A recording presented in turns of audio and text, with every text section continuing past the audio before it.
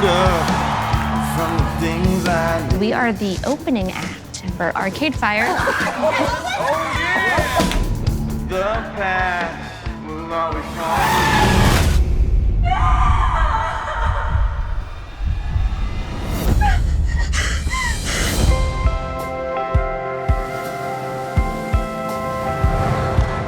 Morning, Mr. Biggs. Thanks for the guitar.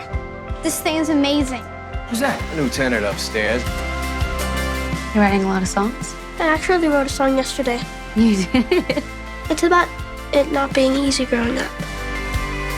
I hear your friend's got some sick skills. Sure does.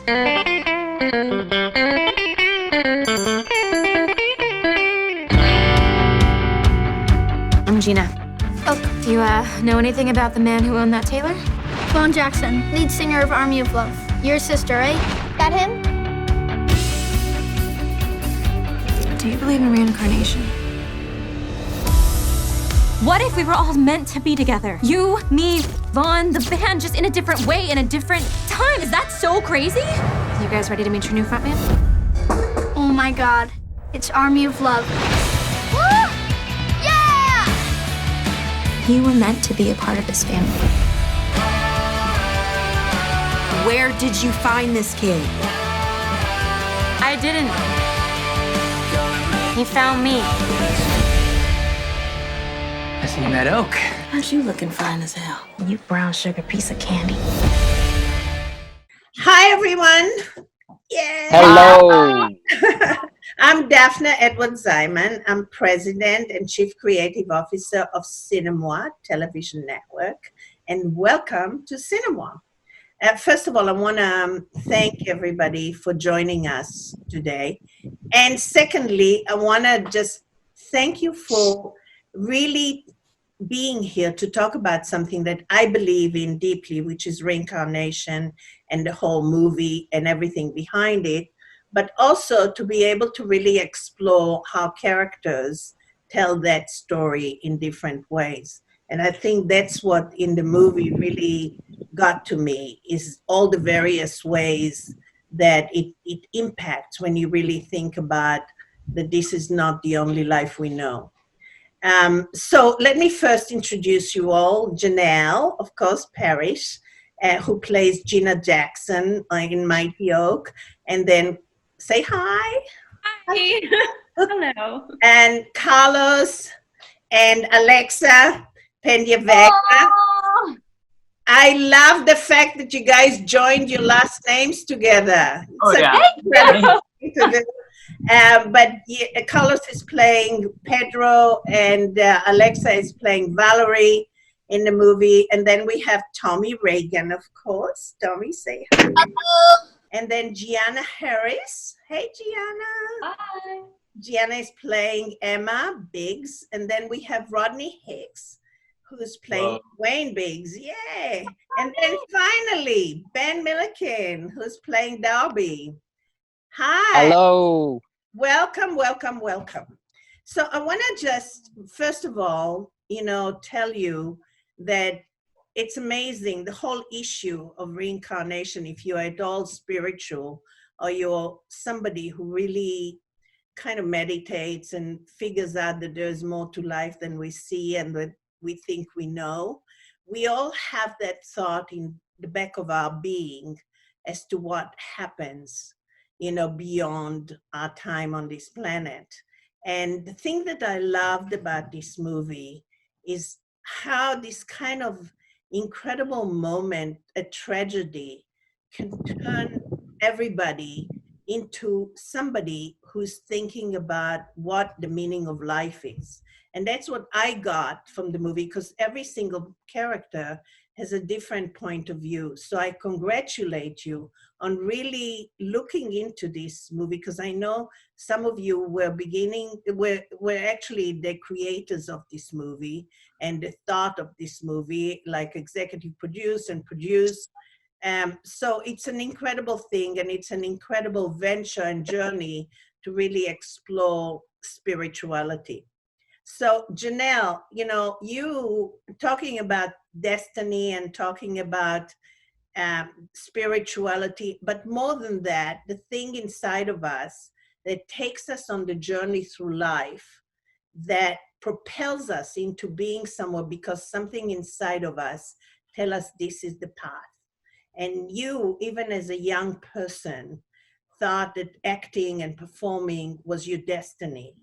And you literally got your parents to move from Honolulu to Los Angeles to Hollywood so that to support you in your choice of a career as a young person. So tell me, what was it like to, first of all, come here, pursue your career in a very difficult industry as a child, and then choose this movie to be executive producer of and delve into it? What propelled you with the same passion?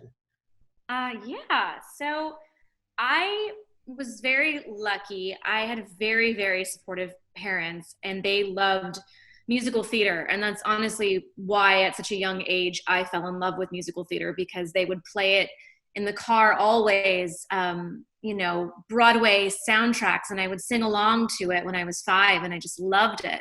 And so when I was 5, they took me to go see a musical, and I just was transfixed, and I apparently turned to my dad and said, that's what I want to do. I want to be on stage. So I really attribute me falling in love with the arts to my parents. And then at a young age, I wanted to do everything I could to be a part of it. I wanted to be in vocal lessons and dance lessons and, do all the community theater productions. And they just were so supportive. And then when I was 14, they moved me out to Los Angeles, and they've been here with me ever since. They still live here in LA because we're so close. And I just feel like I wouldn't be here if it weren't for them being so supportive.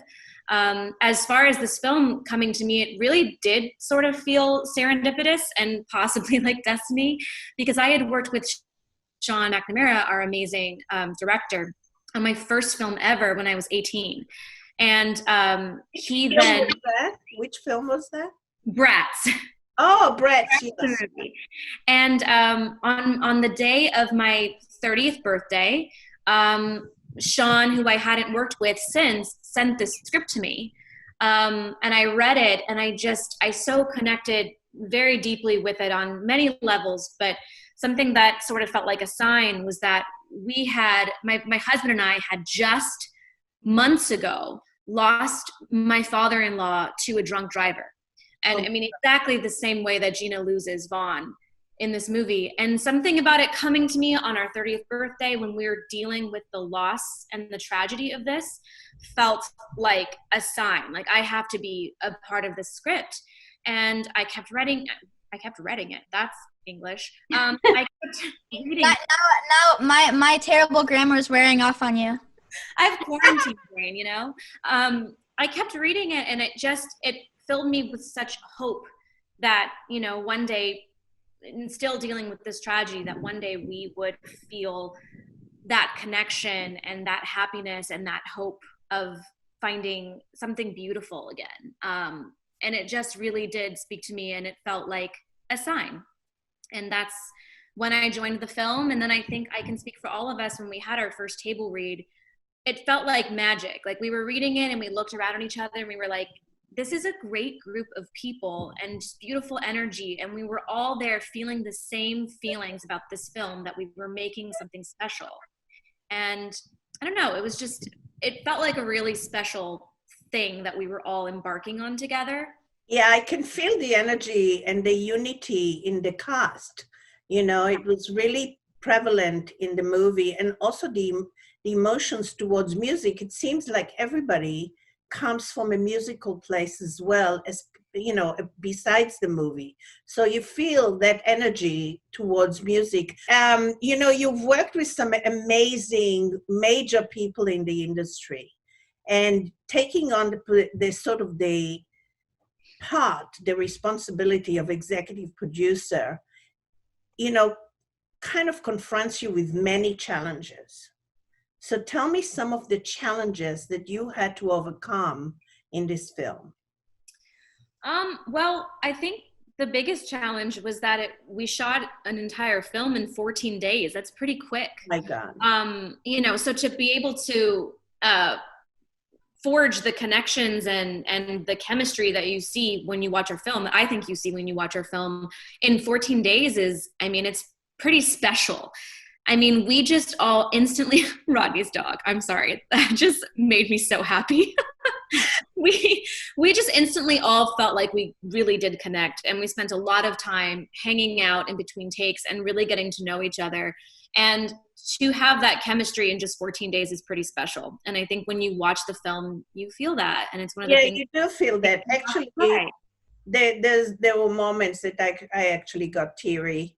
Mm-hmm. So I know that people will feel that too. And, you know, so Carlos, you know, your musical background is really an important part of being a mentor now to Tommy in the movie, him playing Oak, because you recognize talent and his guitar player. So how much of a mentor were you to Tommy during the movie? I think Tommy was a mentor to all of us. The kid he's like a 50-year-old. He's so wise. He knows so much. In terms of guitars, I do not play guitar very well. And that was a big thing with Sean. I said, dude, I was like, I'm supposed to be not as good as this little kid, but up there. And I was like, I can barely play. I don't know if anybody's as good as Tommy on guitar. Right. True. Right. So I told Sean, I said, dude, you gotta make sure that I look like I know what I'm doing. And you know what was awesome is on set, you know, I guess on the acting side, all of us were there for Tommy. But in terms, you know, music wise, and for me with the guitar performance, Tommy was like, I would go to him and say, hey, so how would I do this? And then Tommy would do it, and then I would mimic Tommy, and I'm like, dude, I'm mimicking this kid on how to look cool, you know, like playing guitar. But it worked. So if anything, worked because I saw mental Tommy. So there you go. Yeah. I saw an interview with you guys where it was about a movie that you guys were in together. I think Spare Parts, and the casting director didn't even know that you guys were, you know, related or knew each other. And then the story's even better. The story's even better. So the director of Spare Parts was Sean McNamara. Right. I had just booked the role, and Sean wanted to have lunch with me. So I'm sitting there at this place in LA, and Sean goes, okay, so we have an offer out to this girl to play your girlfriend. And I'm like, who is it? Tell me. And he goes, I don't know if we can get her. It's a long shot. And I go, who is it? And he goes, Alexa Vega. And I just look at him, and I just start laughing. And he's like, what? Do you know her? I was like, yeah. He goes, well, can you? I'm like, you know, I actually just proposed to her. That's my fiance. And the guy turns like red and is just like, oh my gosh, how did I not know? And the best was that afterwards he was like, so do you think she'll do it? I was like, yes. I was like, I can pull some strings. Yeah. Oh my God. So, you know, it must be real. I mean, your energy together is incredible, because that's why I think people recognize it and cast you in movies together. But Alexa, so how is it? You were playing something, because I know you have children, and you were playing a single mom who is involved in a process that's very difficult, being a mom and also being an addict. And you somehow have to come to terms with the fact that you have a son who's brilliant. How did you deal with that as a character? And what was the push that pushed you into the moments that you had there that brought tears to my eyes? So, well, thank you. You know, I have to be honest, I have not had a chance to actually watch the movie yet. I think we just got the link, so I haven't seen the final outcome. But I will say this, reading the script and speaking with Sean, I actually, and I don't think Sean though either, I don't think Valerie is actually an addict. From my knowledge, she's actually a really sick girl who has a lot of medical issues, and she can't afford getting the proper health care that she needs. So she's literally going to Mexico to get the medications that she needs.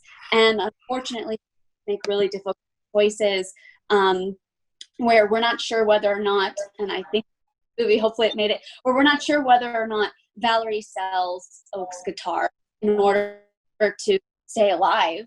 But I was under the impression seeing the movie. Of course, I saw the movie before the final edit, so I'm not. No, but many people have asked this question, and I do need to watch the final piece. But to my knowledge, she's not an addict. To my knowledge, and the way that I played Valerie is she's a mom doing everything she can to survive and to be there for a kid who she would do anything for. Tommy, it's really a pleasure to meet you. You're really a sensation.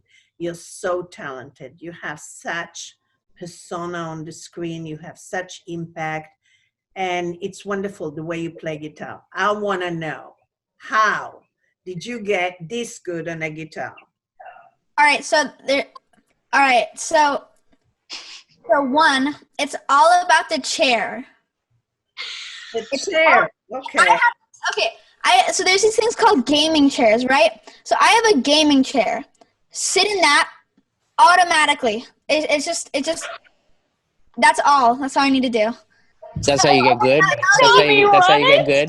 It's called a magical gaming chair, like I see. It's all this time, it's been the chair.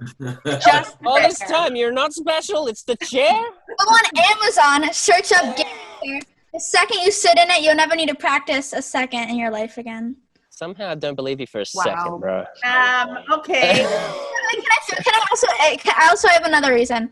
So, I'd say that so I just have practiced a lot and put in hard work, and I think the reason why I can play guitar is just I've got so much support from my parents, and they've always put me with great people who I look up to, and that they really inspire me to want to be really good. So I've always just practiced a lot, and I'm still trying to I'm still working on it. I'm trying to improve every day. So.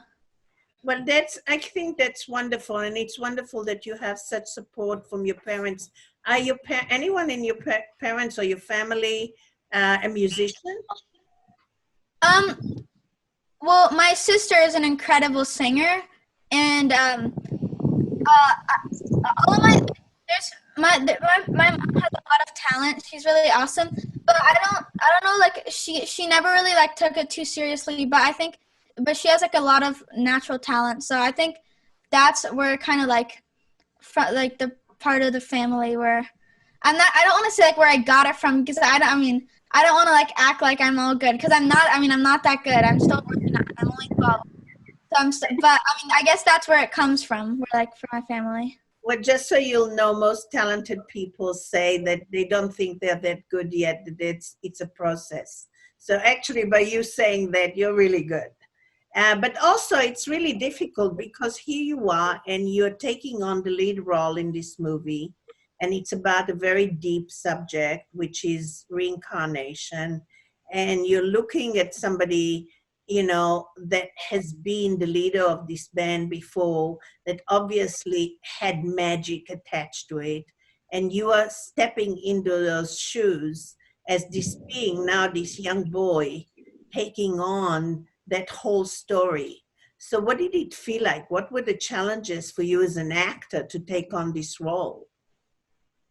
So I think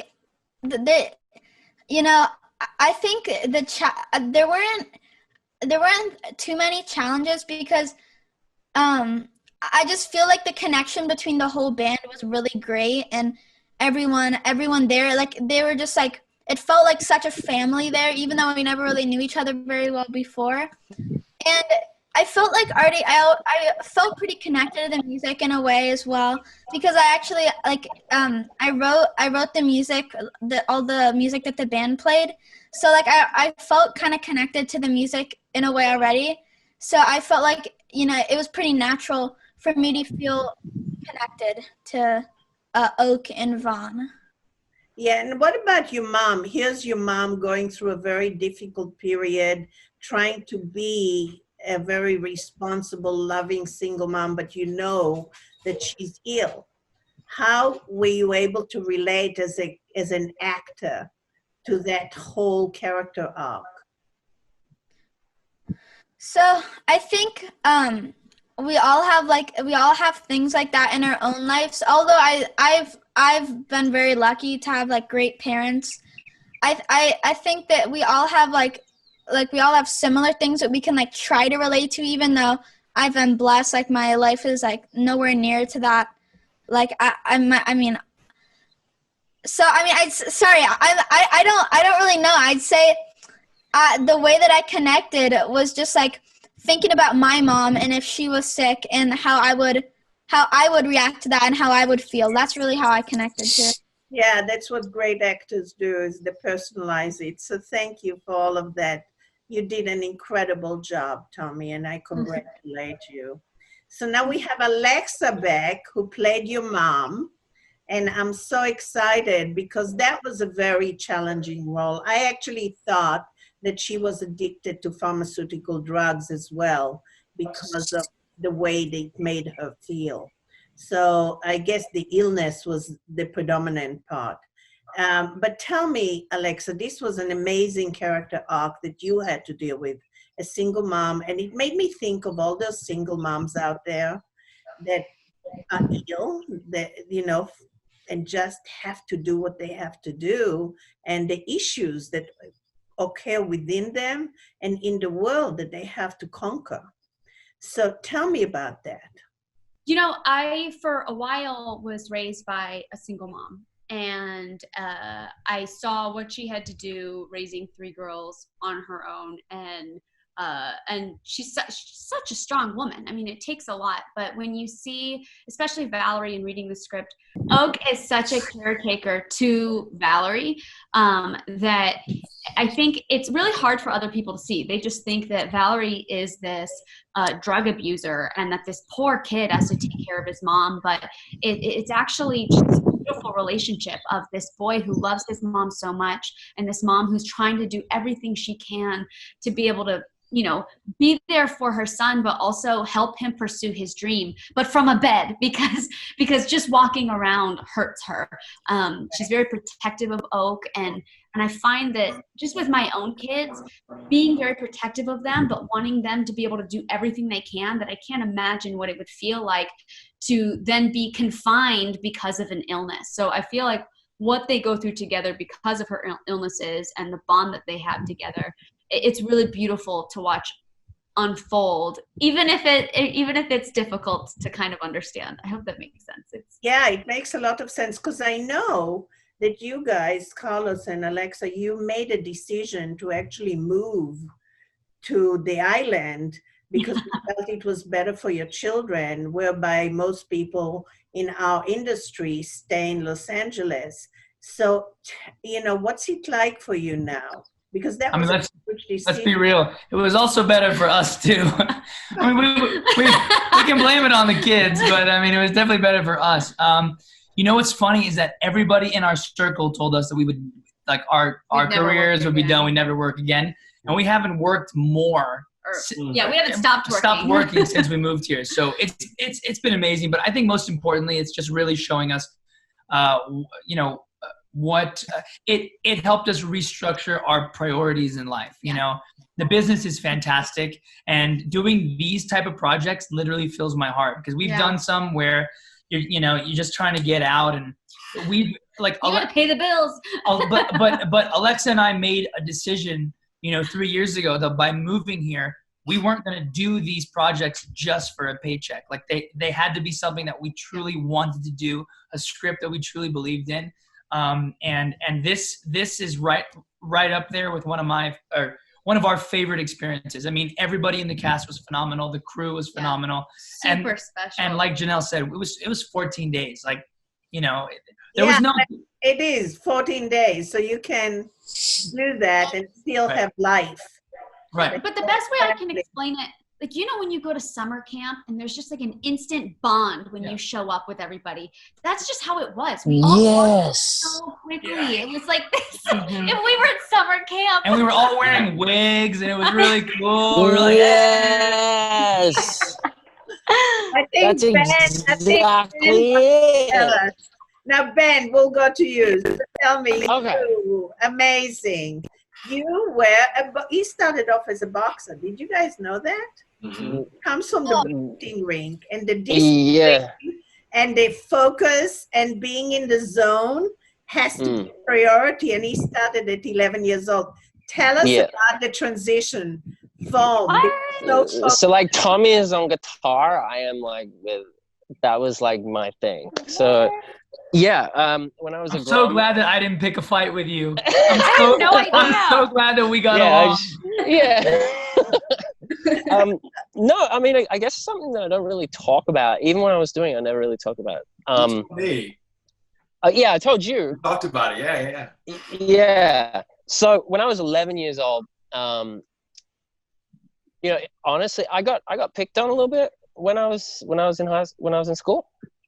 And so when I was 11, I had heard whisperings through school that some kid wanted to beat me up, and I didn't have like any idea about what I was going to do or anything like that. And so I wanted to do something so that I could like defend myself. And so you want to talk about destiny. So I was like, you know what, I'll do something like that so I can just like defend myself or whatever. A little 11-year-old. I found this boxing class in the paper, and I showed up one day and fell absolutely in love with this sport. Nothing ended up happening. This was like that. This kid never wanted to. It was a rumor that nothing was a thing, but it was something that led me to this sport that literally, I would say, in many instances, saved my life. Wow. In a lot of ways. It was one of the things that really like kept me going. You know, I kind of didn't have the greatest time in school. I kind of didn't have a lot of that sort of stuff, and it gave me so much confidence and helped me be able to stand on my own 2 feet and just be like confident in who I am. And then I was deciding that was what I was going to do for a living. I did a couple amateur competitions and stuff like that, and then it became this thing where, you know, I was all throughout that time I was consistently obsessed with films. It would fill up all of my time, and it was the thing where I could like escape for like 2 hours. I could just go somewhere else and escape to this other world, and the only limits were somebody's imagination to where I could go. And then after I finished high school, I traveled. I kind of left and backpacked around Europe for a couple months, and I was like, you know what? That could be a possibility. Like that could, because I never thought it was like a real thing that someone could actually decide to go and be involved in movies and stuff. And then so I was traveling around Europe, and I was like, wow, the world's actually kind of big, and you know, people can do things. So they can play dress up for money. Yeah, you can do that, and it's like a real thing.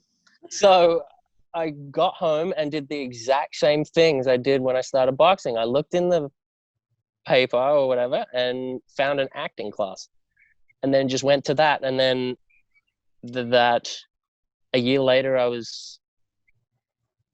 got my first movie, and then a year after that, I was here. Oh, I am so proud of you. This is amazing. Yeah. You know, be able to build that strength from within and the confidence to find your destiny and to walk with your destiny. It's wonderful. And that brings me to Rodney Hicks. Now, I want to tell you, I have a very personal relationship with Rodney, only he doesn't know it. But first of all, one of my favorite musicals of all time was Rent. Oh. And I saw him in Rent several times. But then I was in I saw the musical Come From Away, and which Rodney performed and won an award for. And I was blown away. I mean, it had such an impact on me. It's my favorite musical, and your performance was beyond belief. And I want to personally thank you and congratulate you. I don't know if any of you have seen the musical. Have you seen it? No. You gotta see it, because it's about 9/11, and it's about what happens to the people who were saved from who not saved, but people who were taken away from the airports because of the fact that there was such a threat. And they had to go into a place that they've never been before. And it's about how the community had to accept them or not accept them. And Rodney plays, and the performance you gave, the dancing, the singing, you blew me away. I mean, because I felt you every step of the way. So from there and from the stage, you come into making a film. And I don't know if you've made other films before, but your presence in this film is wonderful. So tell me about that transition and the impact that this film had on you versus the impact that, Rent or Come From Away had on you. Well, thank you first. I am beside myself with humility and graciousness. So thank you. From the first day on, we, as a company, as a cast, we just clicked. I think it was Alexa or Carlos who mentioned summer camp. It was, it was amazing. It was easy. It was fun and real, I think, above anything else. And it was people connecting for the first time, but our souls met before, is the way that I can describe that. And every scene, it was just fun. And for me, it was my first job back after leaving Come From Away, because I was diagnosed with a neurological condition called spasmodic dysphonia. And I was told that I would never speak again, or let alone sing.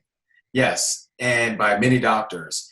And then months later, my father passed away of cancer. And on that morning, I could speak again. So I do believe in reincarnation. I do believe in new beginnings and in miracles. And so Frank Ragen, Tommy's dad, the exec producer, one of the exec producers on the film, messaged me and said, there's a role that I think you'd be so great in, and would you want to put yourself on tape? I said, absolutely. And at that time, I was still trying to navigate my speaking voice and through speech therapy and everything. And so I said yes, even though I was like, oh God, can I talk? And it was the best yes, actually. And we all just clicked, and I loved every single moment of making this film with everyone, and just really also meeting everyone and connecting. So, but how is your voice now, and how is it? Are you? Oh, it's great. It's just gotten stronger and stronger, and I'm just sing. So you can sing, right? I'm gonna see you sing again, right? No, you won't, honey. You won't. No, you won't. It's because it takes a lot more effort for me to sing now, and that's okay. But I'm also a playwright, and so one of my plays is Michael Greif, who directed Dear Evan Hansen and Rent. He's directing my play. And we just had a workshop of it this past weekend through Pride Plays Festival, and a lot of rewrites. And so it's interesting because a play that used to be so dark and gritty and raw, we turned it into a play about hope. about positivity and uplift. I thank you, and I'm so sorry about what has happened to you. Oh, don't be sorry. Rejoice, honey, because it's a new life, Absolutely. God doesn't give I us was anything we I'm can't. not supposed to ruin my makeup. But I love you, Rodney. I was I love you, I love Rodney. you all so much. I love you. But it's the truth, I really believe that God, the universe, everything doesn't give us anything we can't handle. And meeting everyone and doing this film really, really, really came at a time in my life where I was in the process of reclaiming my life after trauma. And to take on a movie like this and to be with people like this, I hadn't had to memorize anything in like 2 years. So I was like, oh God, how do I get back on the train? But I did. And I just have nothing but love for every single person. And it was 14 days, but it felt so much longer in the best way possible. And I didn't want it to end. Amazing talent. Amazing. I saw Rodney in a play in New Orleans a long time ago. White Noise. And it was fantastic. I mean, it was rap and hip. No, it was country rap. Yeah, hip hop and rap and rock. It was fantastic. And I remember I messaged him on Facebook, and I was like, this is like 18-year-old Carlos. Like, hey, dude, I just saw your play. You're awesome. Like, when is this thing going to Broadway? And he's like, dude, hopefully soon. So then when Rodney walked into the table read, like, I was genuinely excited. Like, I was like starstruck by this guy. I was like, this dude is in Rent. He just got off from doing the Rent live. I was like, this dude. And he came in and he was like, Rodney, you have such an awesome, chill presence about you. And it was so awesome to be around. And hearing where you were right before this movie, I would have had no idea. No. I would have had no idea any struggle you were having, anything. So that's just a testimony to just you and everything you did. And you are. I love Carlos from Grease Live. And when you were working with my friends, with Harley and everyone, and I remember I was like, that dude rocks, Sonny. I mean, you killed the role, So, and Janel, like, I knew all of you from things, and it was, I was just like, oh, we're in great company. Let's do this, Really, the energy of all of you guys is like so amazing. Yeah. But now we have to go to Gianna. Yes. Not by any stretch of the imagination. So, Gianna, we too have a personal connection because you won this future star at the Apollo. Yes. And I know about that because my friend Beverly Todd was one of the judges. She was in Crash and the Bucket List. So wow. I mean, you are an amazing talent, and I'm so thrilled to see you in this movie. So tell me about, first of all, the whole experience, and then where has it been going, and where are you going from here?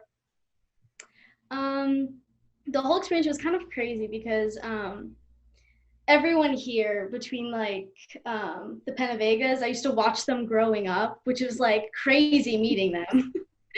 And of course, Janelle, I used to watch it with my mom, and we'd be like, oh, look at this cute little show, and kind of meeting them. It was so crazy. And of course, Rodney, because of Rent. And I knew Tommy before this from School of Rock, but it was so crazy meeting everyone because all of these people I had watched growing up, and being able to meet them, it was so rewarding, and been like, this is what I want to do, and I'm getting there. So it kind of gave me a sense of,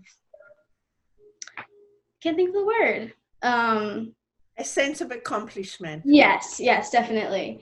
But from here, I've started to work on my music more.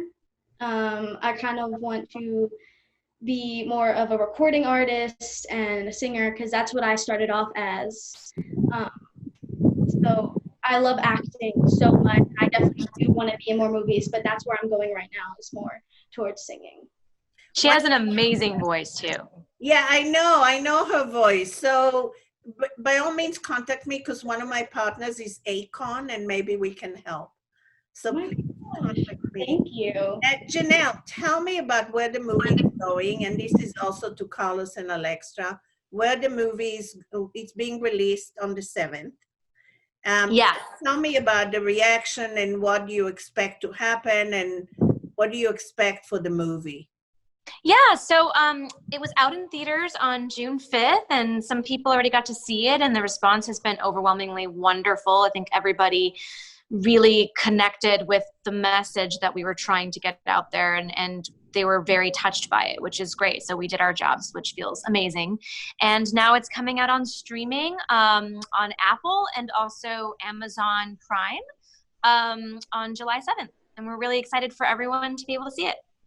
Well, I hope that Cinémoi can do a great job for you. We just did the premiere of the movie Woman, and literally we got 9 million people, you know, that were touched by the film. Come on. Amazing. You know, having you on Inner View, which is one of our shows, should be able to have some impact in the marketplace, and I really hope it has an impact. But more than anything, I would like to know where you are all going from here on. So if I can just jump in and tell me where are you going beyond this movie and with this movie? Now let's start with you, Carlos and Alexa. Well, we are currently dealing with two growing boys who are a handful. But are they there? Can we see them? You know what? We locked them out. They're with Grandpa. They're with Grandpa. Can we put food Grandpa, okay. No, but you know, we're looking forward to our industry opening up again. I mean, a lot of projects that you know we had in the works are just all on hold right now. So but we have a few things. Yeah. I mean, you know, Lex and I have a Hallmark mystery franchise. So we have 3 filmed already. One's coming out in January. We were supposed to be filming another 2. So as long as things are opening up, you know, the goal is to continue filming and tell our viewers what's coming up so they'll look out for it. Yeah, well, it's not coming out until January, so. Okay, so in January, you guys definitely look out for Picture Perfect Mysteries, and then without a date, we don't have an exact date for this, but a podcast that me and my husband have been working on. Yeah, you know, will be set up. Our goal is to bring more productions to Maui. That's been kind of like a dream of ours. So as yes, things, please. As things are progressing, you know, we're really looking forward to being kind of the groundwork and, you know, the people bringing some more productions here and, you know, getting involved like with the film commissioner and all those people. And there's so good idea. Locals who are fantastic and want to be filmmakers and who have all the talents and skills to make movies out here, and they just don't have the opportunities. So it's all about connecting the pieces with the right people, just like Sean and Frank did with this movie. Yep. We really want to bring the right people, and I'd love to see all you guys. And yes, we're coming. You know, let's make a movie out here. Janelle's ready. She's gonna. On Maui. What about you, Tommy? Where are you going from here? So I have like a few original projects out. So like I think that I'm gonna keep doing that, keep putting out more music. I'm working on music currently right now, and I can't really say exactly, but I definitely am hoping to do some more movies, and I have like a project that I think I'm doing pretty soon. But I think that's all I have to say about where I'm going. I think I'm just gonna keep chasing my dreams and like just keep going from here, doing the same thing and like making music, trying to improve as an artist and as an actor. Don't stop because you're fabulous. Thank you so much. And Ben. I have a couple irons in the fire right now. A couple of projects that I'm working on getting off the ground, and one of them in particular I can't really talk about just yet, but I'm very, very excited about it, and it seems really promising. So it's just kind of dependent on when things open up and when we can start shooting again, and just basically what's going on in the world at the moment. I mean, you know, right now I have a 5-year-old son, and we're trying to do the homeschooling thing and all of that sort of stuff, and so there's a lot going on. But well, one thing is for sure, there's not going to be any kissing on the screen for a while. No. Unless you're married. Unless you two have been quarantining together, so you're fine. You know, Alexa and I, we literally had a conversation with Hallmark last week because so our Christmas movie that we're doing is being shot in the fall, and they were like, the good thing is you guys get to kiss. Everybody else, they're going to have to CGI all the kisses. Is that not crazy? Yeah. What? They're going to CGI kissing. CGI kissing is not for us, right? What? Anyways. Oh my God, you know, it's too weird. It's a good time to work with your wife. It's a good time to work with your wife. I can imagine where you guys have it all. And Rodney, where are we going? Uh-oh, you're muted. You're muted. You're muted. There we go. There he is. I have a couple of projects that I'm really excited about, very excited about as a writer. And yeah, I have to just not. But well, I know you told us a little bit about the play, and I really just press save. Yeah, but there's something, a couple of things, and I can't wait. That's well, please let me know how I can be helpful. I will. Yeah, I will. Absolutely. And you know, Gianna, tell me where you're going next. I mean, I'm grateful to be in anything, and I'm really open, and it's all an experience, and it's all like a learning experience. But lately I've been writing my own music and producing it with my producer, Troy Bell.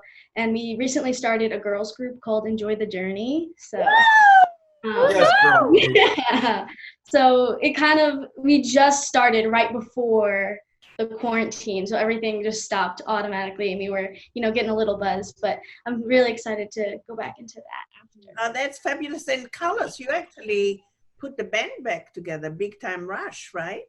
We did a little tribute to the world with our song Worldwide last week, which was super fun. Yeah, I love that, actually. Thankfully, we have technology that we can literally record and do this kind of stuff. So even though we're in quarantine, it's been amazing that everyone's been able to work. And everybody loves it because we can actually communicate and not be isolated in terms of the media. So it's great. Yeah, or wear pants. I'm still in my underwear. It's fantastic. I'm just kidding. I'm kidding. I have shorts. Oh, what a cheat. And so tell me something, Tommy. Do you want to end this by playing a little bit of guitar for us? Sure. I'd be down. Wait, do you have enough guitars? Are you sure you want to sit on that? Yeah, we skipped Janelle. Janelle, what? Where are you going next, Janelle? What are you doing? Oh, that was after I heard Tommy play. So then I was going to ask if she was going to. Oh, she gets to finish it off. Yeah. Oh, I feel so special. All right, I'll be the encore. What song should I play, guys? What song? One from the movie. Yeah, do perfect. Absolutely from the movie. Perfect. Oh, by the way, I want to tell you got to tell Levi that there's a song that his grandfather sang that is one of my favorite songs. It's called Beyond the Horizon, and it's just about, and you got to tell him, this is so amazing. Anyway, please. Tommy. Okay. All right. I just practiced the whole song all the way through in that 5 seconds that I was on mute. Okay. All right.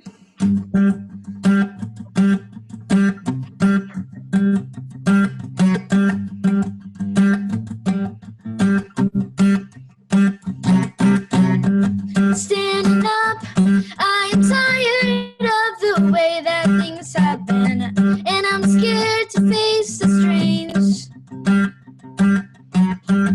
Freaking out on the perfect people that won't ever change, and I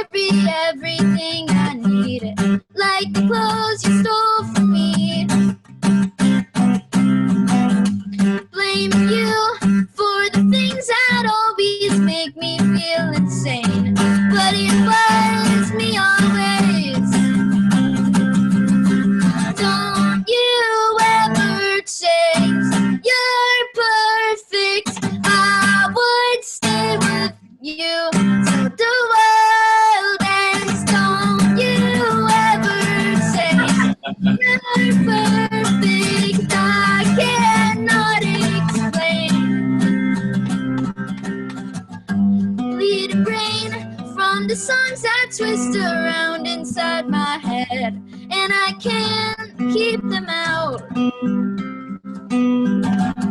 What the hell? I can live with all the bad things I have said, but I'll say them all again. Don't you ever change. You're perfect. I would stay with you till the world ends. Don't you ever change. You're perfect. I cannot explain. Think about all the things that I have done throughout my life, and I'm happy now. Yes, Dude, So, your voice. Janelle, Hey, your voice is changing, man. yeah. I mean, like, Love it. for the better. It It's sounds that great. good. It's, with the dude, music like, that's come out on. there, baby, Did anyone else get like mad flashbacks during that? Oh yeah. Yeah. Like crazy flashbacks. I look over to Carlos. I was like, I'm getting teary-eyed. Is that I know. weird? Yeah. I missed it. Now this is great. So Janelle, here you are. What is Encore, incredible- Janelle. Encore, Janelle. Yeah, tell me. Where Well, we I have go? this amazing movie called Mighty O coming out on streaming on July 7th. Come on. Everybody should watch. Since you made me the encore, I had to slip that on in there. And then, also just waiting for the industry to open back up. It's funny what Carlos was saying about CGI kisses, because I do have a movie that I'm supposed to do, and I realized that it's a romantic movie, but there's no kiss anywhere in the script. And I was like, How movies in the innovative. time of COVID-19. What? How innovative. And I know, I was like, I feel like we're all going to watch movies and TV one day and be like, that was definitely made in the COVID era. Yep. Because they're 6 feet apart and there's no kiss. So it's I've very already started interesting. watching things and being like seeing crowds. And Oh, they are not anxiety. social distancing. What are you doing? Anxiety.